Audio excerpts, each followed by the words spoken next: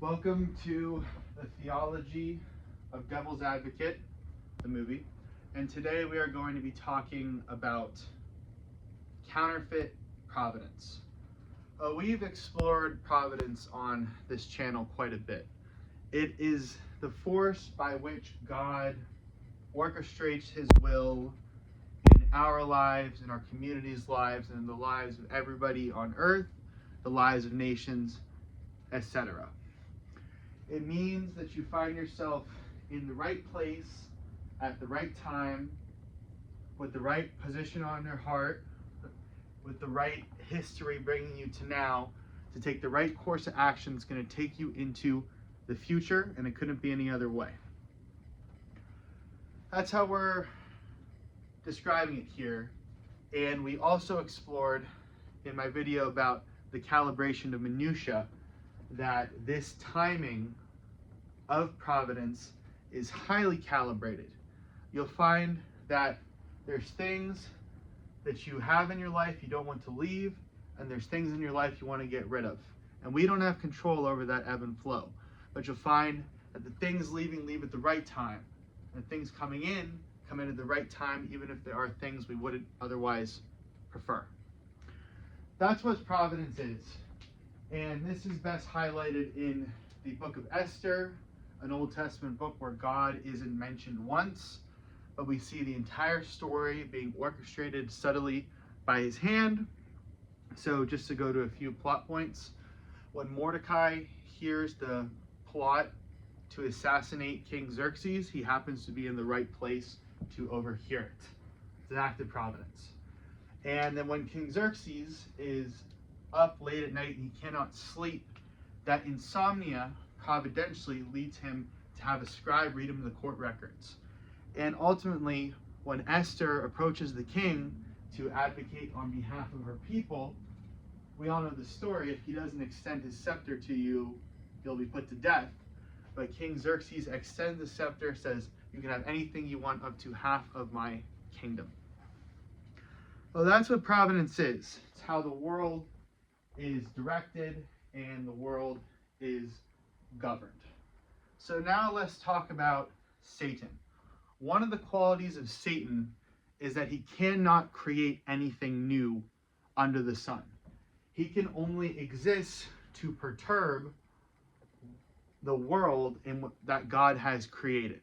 And I want to go to the book of Job to make this point.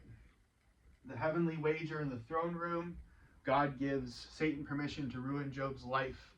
And he does so in two phases, but he doesn't do so in any way that violates the order of the world God has created. Because Satan uses criminal bands to commit violent actions against Job's livestock. These are people, they aren't created by Satan. Satan just perverts their incentive structure to get them to take these actions against Job. Also, at one point, the fires of God come down and destroy different parts of Job's life. But these are still the fires of God. Satan did not create the fire himself. And another part of it is that his children are all dining together in a house, and then the winds come and knock over the house and crush them all. Those would be the winds, God's winds. God is sovereign over the natural world. All Satan does is pervert this order in order to create the results he needs. And then in Job chapter 2, after Job doesn't relent and curse God, Satan makes the point that that's because I haven't touched his body. So Satan makes Job chronically ill. But it is still an illness that exists in God's world. It is an illness that exists in a natural, lawful way. All Satan does is pervert it. But we see that Satan cannot create anything new, but one of the things that Satan can do is manipulate providence to try and take God's plan and then perturb it so that his ends get carried out by our actions as opposed to us carrying out God's will. That would be the desire of Satan. And now I want to go to the movie Devil's Advocate to show you some examples where providence is certainly active. But remember, this is Satan. Satan himself is John Milton carrying out this plan against Kevin Lomax to get Kevin Lomax to accomplish his will to challenge God. So the first one is that Kevin has won dozens of cases in a row. And part of the keys to his success is that in the court building, there's a small hole in the wall in the room next to where the juries deliberate. So Kevin has spent 5 years listening to these juries.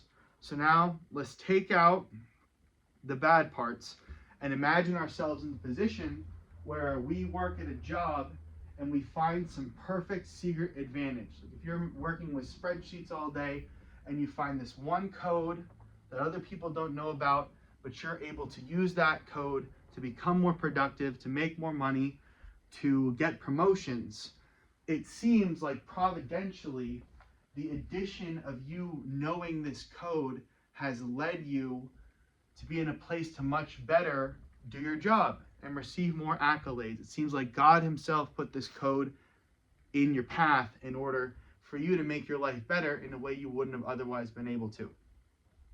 The second one is the Getty's case. This is where the movie starts off.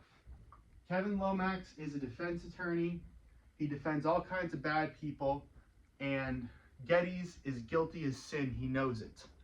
But he faces a challenge here, because defending the guilty is not an inherently sinful practice. In America, even the guilty are given the right to due process. That's part of our legal system. So Kevin sees this perfect challenge, the hardest case of his entire career, and he has to rise up and give his best cross-examination ever to try and win the case. And then we can put ourselves in that situation and see how it worked. There might be the hardest problem we have to solve, that if we really put our minds to it, work as hard as we possibly can, then we can accomplish this goal.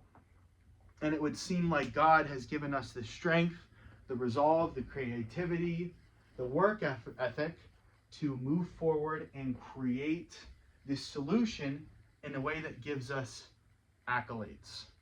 So it seems another providential moment has occurred. And then finally, the offer. Kevin is partying after the Getty's case, and then this guy in a suit comes up to him and says that they've been following his progress from New York. Remember, this is Satan's law firm. And they want to invite him up to pick a jury, and they offer him a check that has a bunch of money. We don't see how much money it has. But think about what that could providentially mean to someone, to be doing a job, to be living their life, and all of a sudden the opportunity of a lifetime knocks on the door.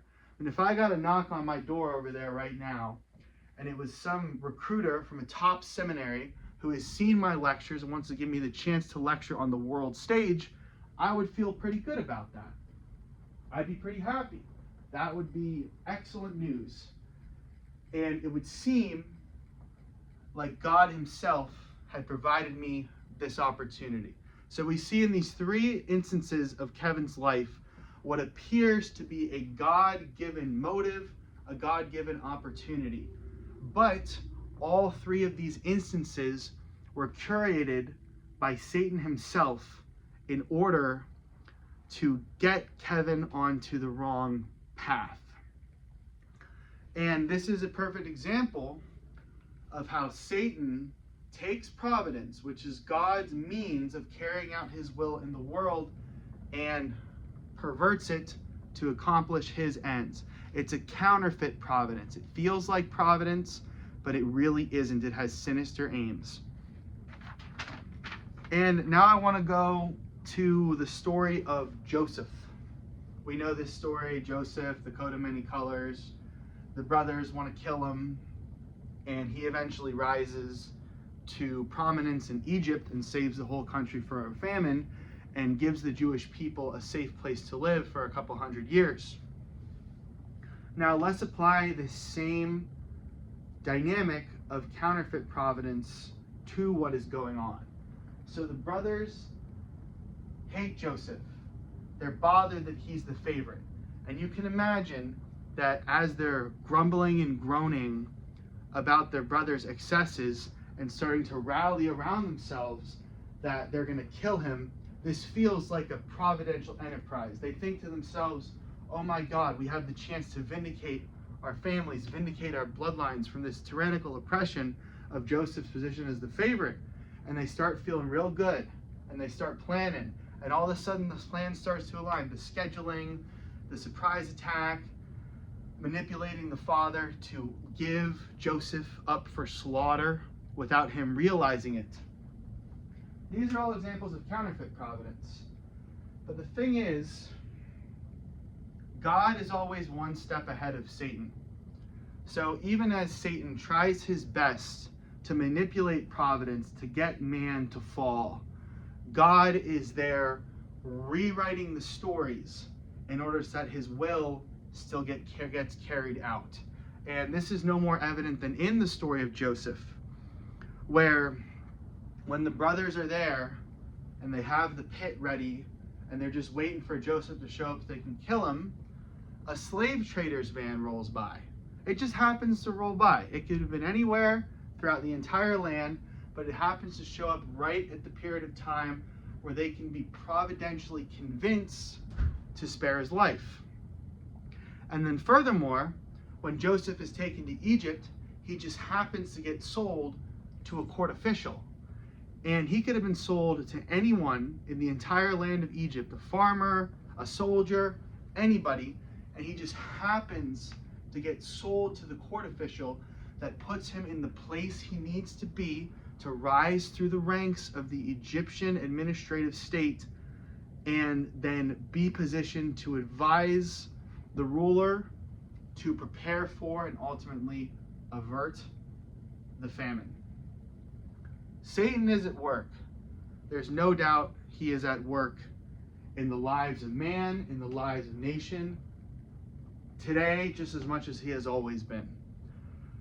But God is ultimate, he's triumphant, and he has other plans. Thank you, and God bless.